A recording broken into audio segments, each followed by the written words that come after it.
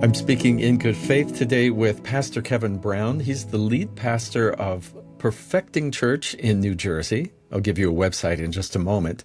With his wife, Angela, he co-founded Perfecting Ministries and is known to teach powerfully, yet practically. And one thing, Pastor, first, thank you so much for making time Yeah, today. it is an absolute joy to be joining you today, Steve.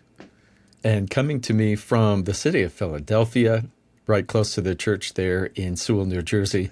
That word perfecting and perfection can mean something Yeah, we try and avoid, but you are drawing that from Ephesians chapter 4. Talk to me about that perfecting, because that's a whole other yeah, thing.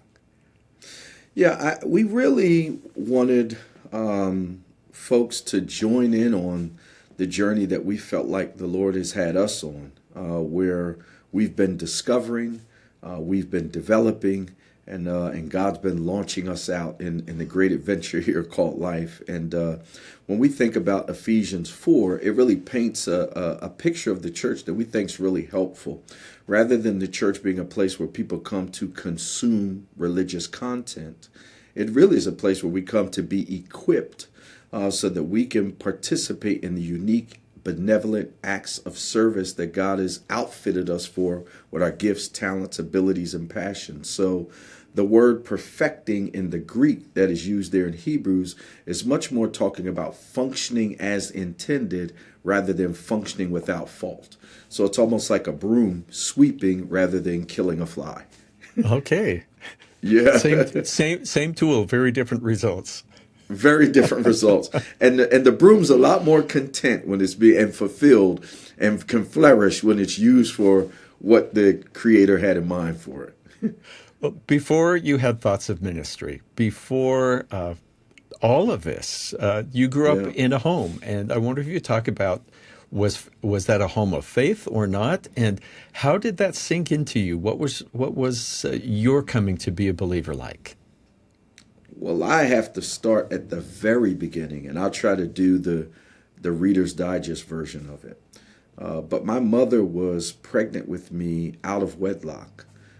In fact, she was at a celebration, a homecoming celebration at a university down in Washington, D.C., Howard University.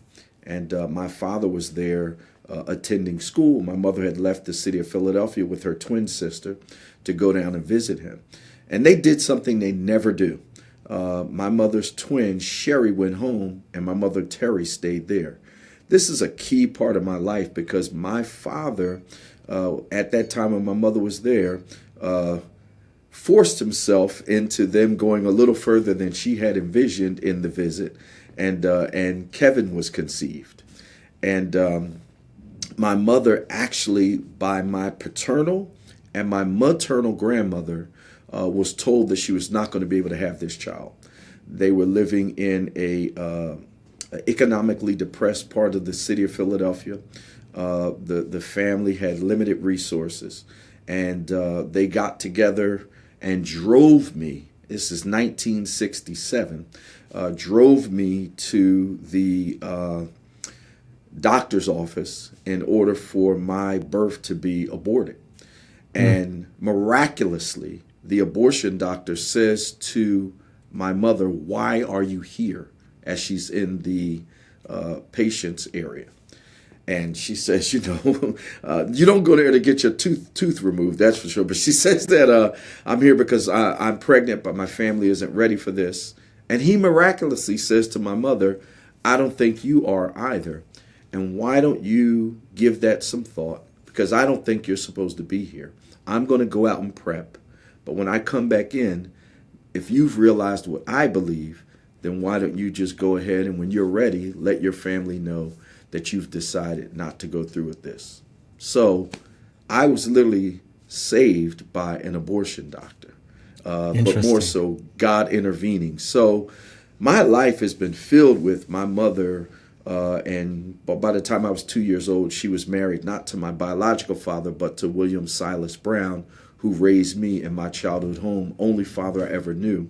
And I was raised with kind of an expectation around me that there was something unique that this child was going to do in the world, because it had been such miraculous intervention that this child is here with us. And so grew up in a family that was hanging on to the middle class with their fingernails. My father went on and ended up working for an insurance company in North America back when they had big computer mainframes filling up whole rooms.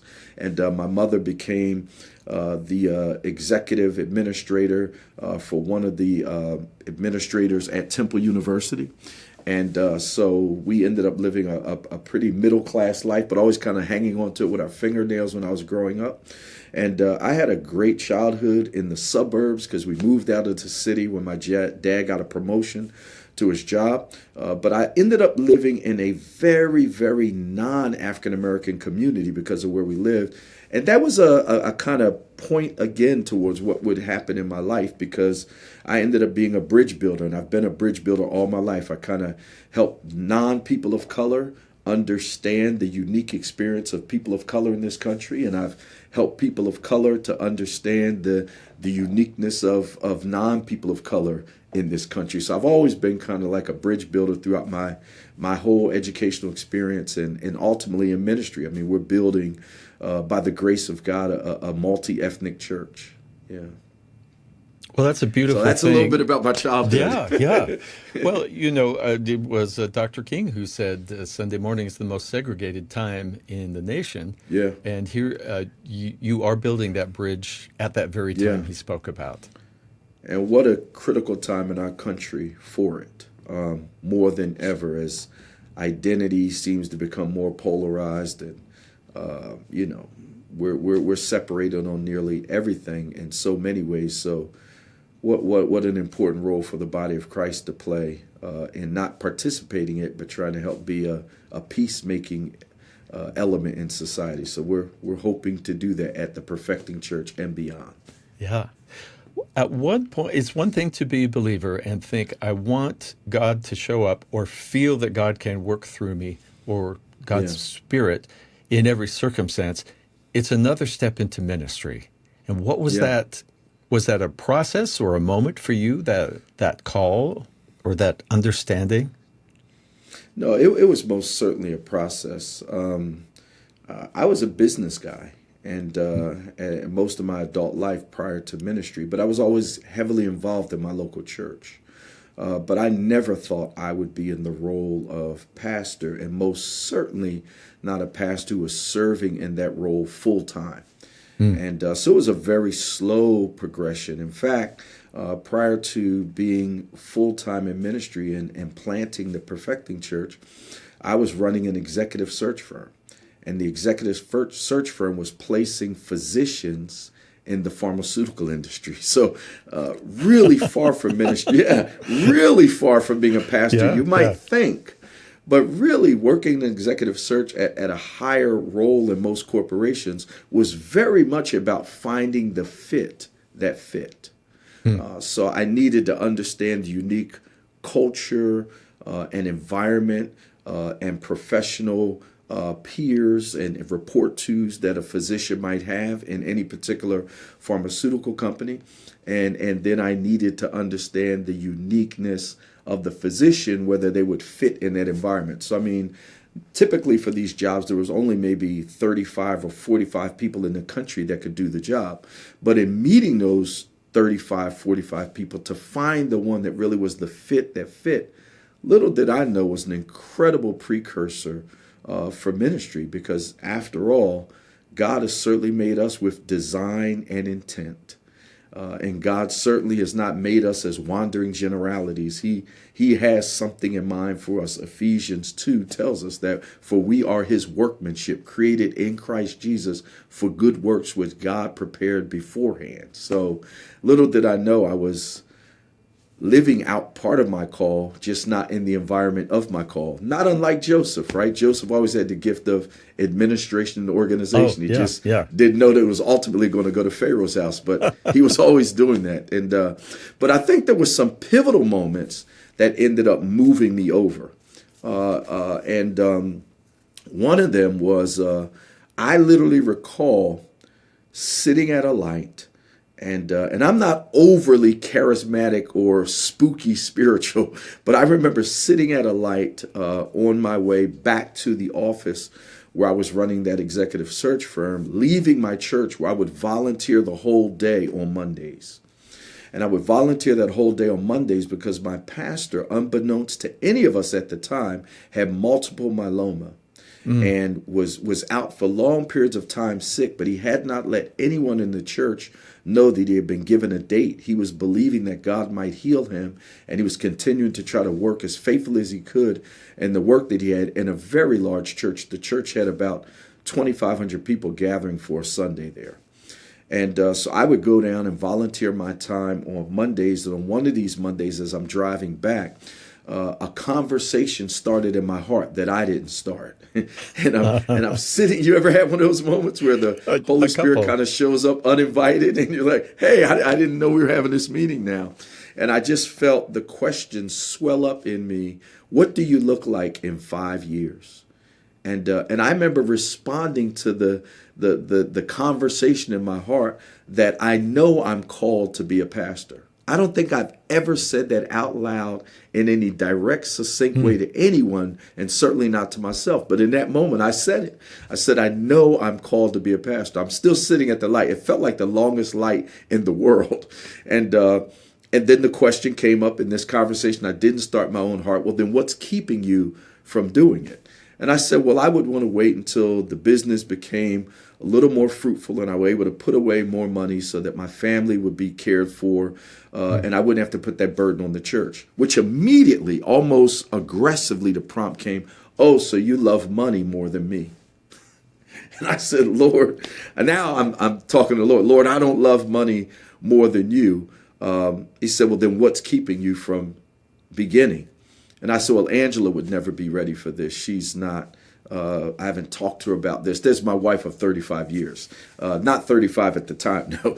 And I said, my wife would never be ready for this. He said, well, whatever lifestyle she's living now, you taught it to her. You're the one that taught it to her.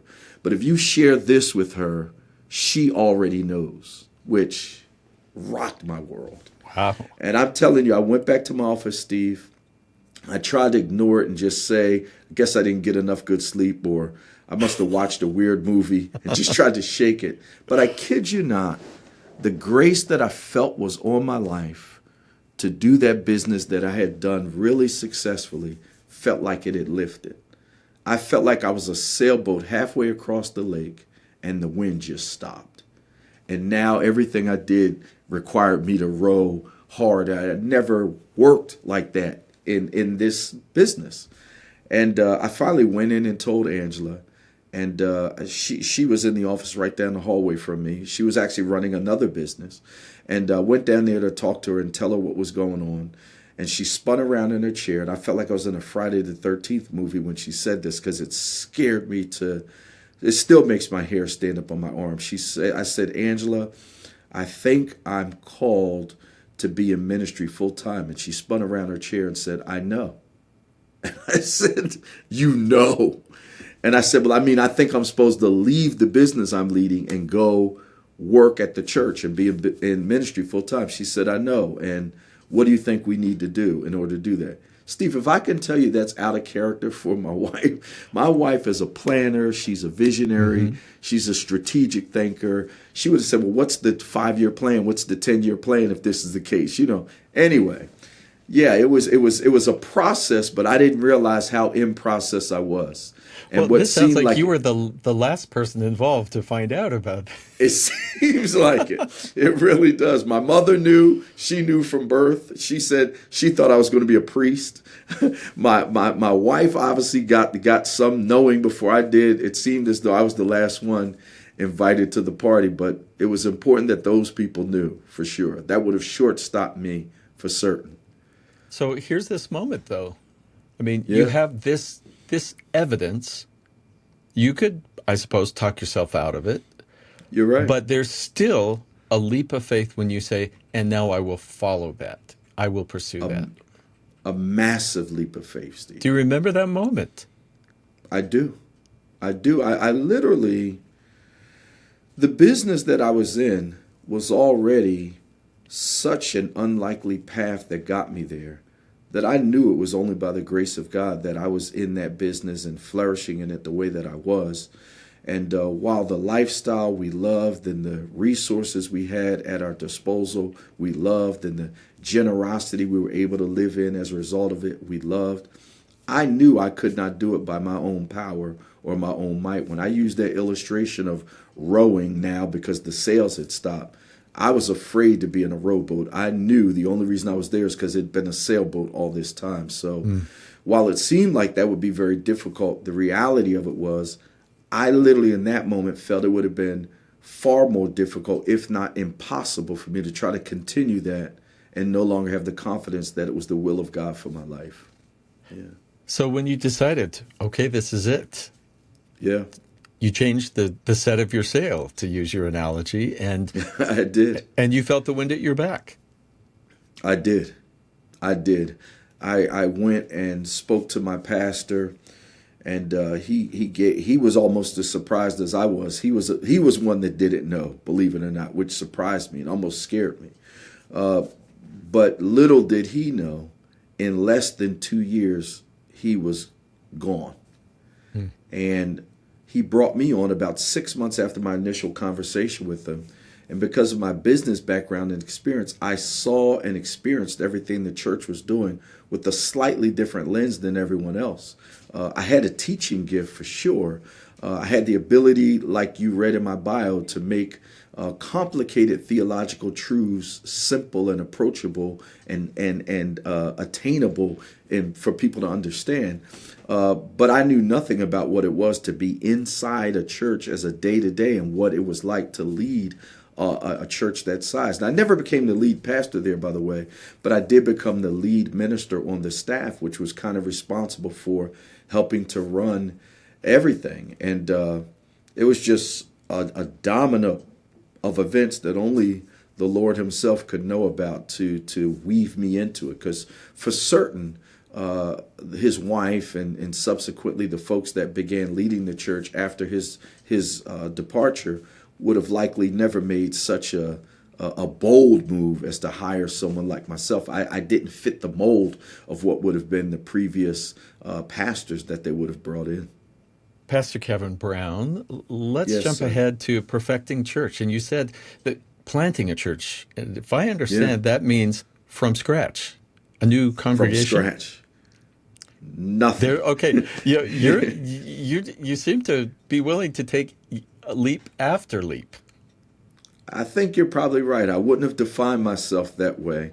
I wouldn't have seen myself that way. But I think you're right. When I look back, there were some major leaps of faith that I was taking. But the reality of it was, from the beginning of my story, I've been living by faith. I really have. But in planting the church, I was at that church, ending the building the bridge at Living Faith Christian Center here, still here in Pensacola, New Jersey, still impacting lives. And I was there after Pastor Lamont's departure for another 4 years. And then again, much like that experience I talked about, and this wasn't a regular occurrence in my life, I'm much more the faithful, loyal plotter. That in the in-between of these massive leaps, I am the faithful, loyal plotter. I got a little routine. I'm on my routine, and I just kind of, if you got 10 miles to run, I run a mile every day. That's kind of me for the 10 days, and in the 10 days I've run the 10 miles. But when we began the Perfecting Church, it really began with me writing down on paper what I thought was a succession plan for the church whose staff I was on. I had no idea when I first wrote out the thoughts that I had and the vision that I had no idea that those thoughts and those vision were for me. I thought I was helping the church that I was at. But after writing it out, putting on paper and presenting it, I realized we were trying to plant Apple within Dell. That was never gonna work. And after sharing it was probably a little bit less than a year after me sharing it, we were off and preparing to launch the Perfecting Church, which began with 3 families. two families that have been with us for years and been friends, and people we'd grown up in ministry with, and people that one guy had been mentoring, and those two families with my family, we left and began the Perfecting Church. I spoke to a friend who's a rabbi a while ago. I was interviewing, and he was talking about the honor it is for him as a rabbi to be present in people's moments, at a bar mitzvah, or counseling with people who are just seeking an outside ear, who has some sort of spiritual practice. And I'm wondering two things. As a pastor, how do you see God working in people's lives? And how does that impact you, that you get to be part of that and see that? Yeah. I think if you had asked me the question and not prefaced it in the way you did and said, what's your greatest joy? I would have likely answered you, seeing people journey through the seasons of life. It is my greatest joy. Last week, there's a couple here in our church that have been dating for years. A guy had been a part of my small group every Sunday, and we meet together with about 15 to 20 men. He'd been a part of that group, and he'd been having trouble, even though he loved this girl, he'd been having trouble. I guess he was commitment averse, to step. And I just kept encouraging him that, man, I don't think this is just a one-time thing. I think it's forever thing. Well, just last week, I married him in the chapel, small chapel of our church with just about 9 or 10 people there present. When I tell you, when I got the chance to sit with that couple, just those moments before they got married, there was nothing more precious in the world to me than to just be a part of those kinds of divine moments in the lives of people, watching the seminal moment of a family being birthed. Just this morning, I was talking to another couple going through a major occupational change in her life. And her husband, who's the primary breadwinner, was quickly, unannounced, just suddenly out of work. And he's beginning a business. And I've begun a business before. So just to get the chance to sit and pray with him and talk with him and ask him questions that help him be as prepared as I could help him be. And baby dedications and marriage counseling, just that God would allow anyone to come co-labor with him in the hearts and the lives and the sacred moments of people. I agree with the rabbi. There is nothing more sacred, nothing more holy, nothing more precious. Most people think that being a pastor or a rabbi or an imam, that those moments in front of the congregation are the moments. But it's not really those moments at all. Those moments you might spend 20 to 25 hours a week preparing to speak for 35 to 40 minutes tops. But that's not the moments. The moments are those conversations with the Oyo and the Katarinas of the world, those moments where you're just with a family when something significant's happening for them. And it's a God moment. To be trusted to be the narrator or the navigator in those moments, it makes my lip quiver to think about it. It really does. Well, that's really beautiful to be involved in people's lives in a spiritual way like that. How long have you been pastoring since you very first began now? Yeah, I've been in full-time ministry now I was 35 years old, and I'm 57 today, so it's been 22 years. But I've been in this church, pastoring a church on my own, if you will, full-time. It'll be 14 years in July. Yeah. So that's long enough, I think, that you can kind of look back and get some perspective on change in society, change in ways that people approach church or consider church or relationship with God. Are there some particular things that Christ taught us by example or by word that you think we especially need right now? What comes to your mind or to your heart when you think about what we as people need? Yeah.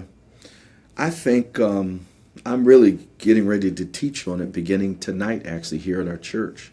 And I'm talking about living rooted in a rushing, harried world. And And the thing that I think John Mark Comer is spot on. If you haven't read his book, let me commend it to you when he talks about the ruthless elimination of Harry. I think I've got that right, Comer.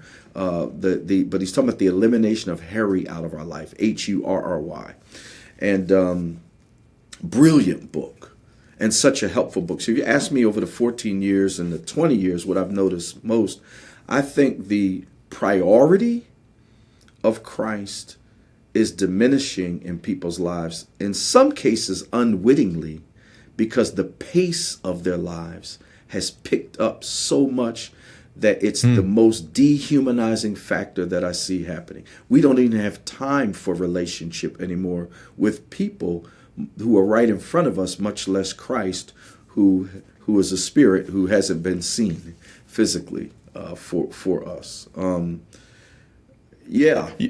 making me think of you're making me think of Mary and Martha right there in the presence of Christ. Absolutely. Matter of fact, it's the ruthless elimination of Harry. I just remembered the title. Okay. The ruthless elimination of Harry. John Mark Comer. Brilliant book. Came out maybe a few years ago. It's brilliant, very helpful. But I think that is the problem of our day, and I've watched it as technology has progressed, as access to spiritual content, if you will, has progressed, as COVID sped all that up even more, and to not gather and sit with others has been normalized as ways of worship. I've watched the priority of Christ and the pace of life just consume the souls of human beings. And even the people that would consider themselves the most spiritual mature in our church and in my life fight and wrestle to be people of depth because they're moving so fast. Interesting. We have to slow down, maybe to sink down a little deeper into things. I love that image. I don't know if you have an answer for this. I put you on the spot just a little bit, which is I'm thinking of Jesus when he was preaching and so many people left, and he turns to his disciples, apostles, and said, will you also leave? Yeah. And some did, but some said, to whom else would we go? You have the words of eternal life. Yeah. Is there something that has been the hardest for you to either accept by faith or perhaps to accept not knowing and just have to just move ahead by faith?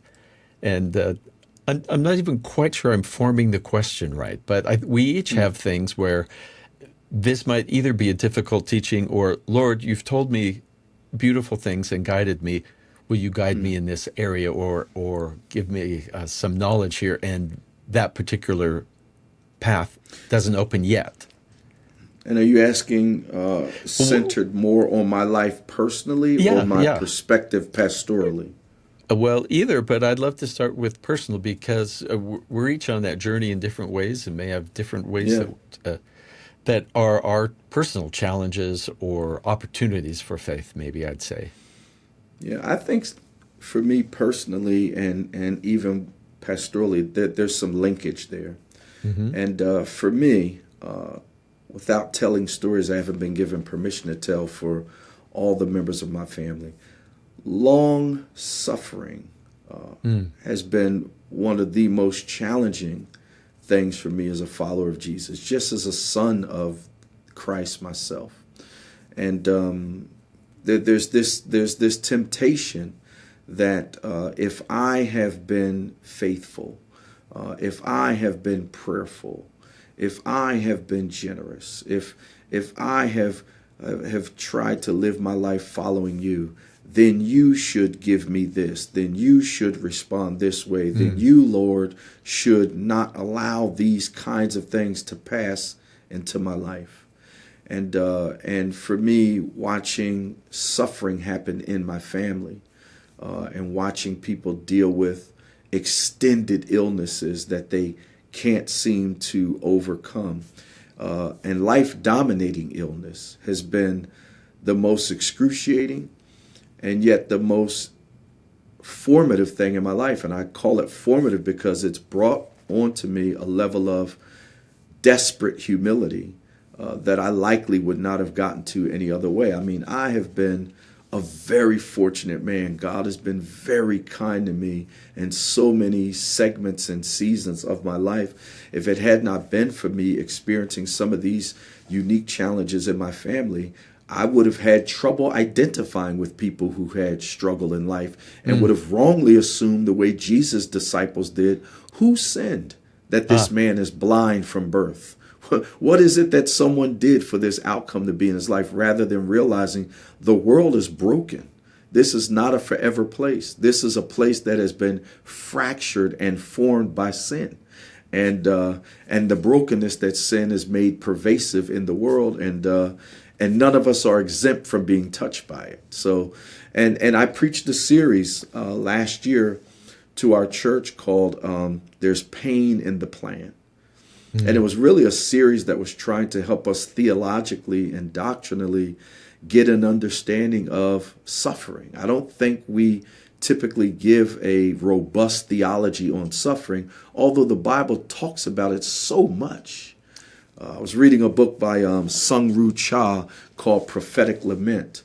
Brilliant book. And what he was arguing in his book was that we have removed lament from the Christian life. And we've tried to present a Christianity that is the survival of the strongest and some type of triumphalism that is not even consistent with the overarching theme of Scripture.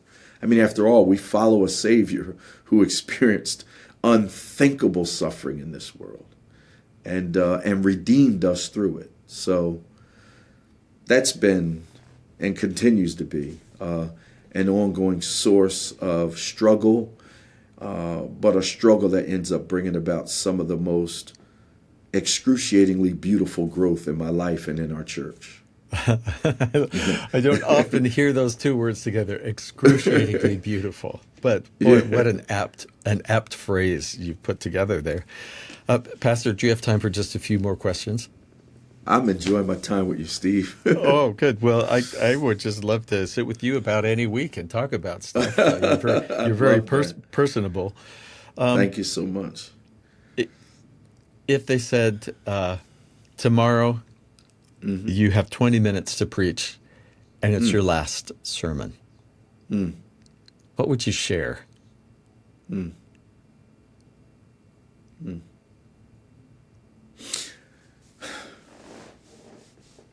I know that may be different on any given day, but... No, it's true. It's true. I do my best to preach three movements, I think. Don't know what I'd call it, but I'd have to connect and have to preach about the great commandment to love in John 17, the great commandment to collaborate, which is in John 17, the great commandment to love, which is in the Gospel of Matthew. What is the greatest commandment? To love the Lord your God with all your heart, all your mind, all your strength, love your neighbors yourself. And then the Great Commission to go, to baptize, to teach. I need to combine those three movements, and I think that would help us understand the whole of not only Christian life, but the whole of life in a fallen, broken world. To live in such a way that you live with other people as though they are the family of humanity.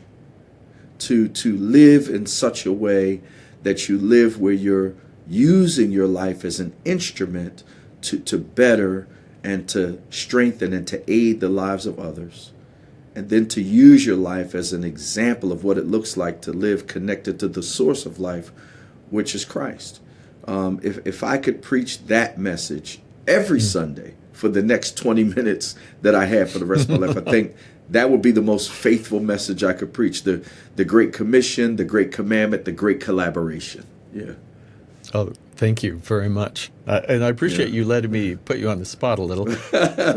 You certainly did. Pastor, is there something, if I knew you better, I would ask that I don't know to ask? Or is there something you want to be sure gets said in this conversation we haven't approached yet? I feel like, I'm 58 years old this year. And I feel like the last great frontier for me would to really see the vision that John the Revelator has in Revelations chapter 7, when he talks about he saw a great multitude around the throne of the Lamb, of every nation, every tongue, every ethnos, every tribe, every clan.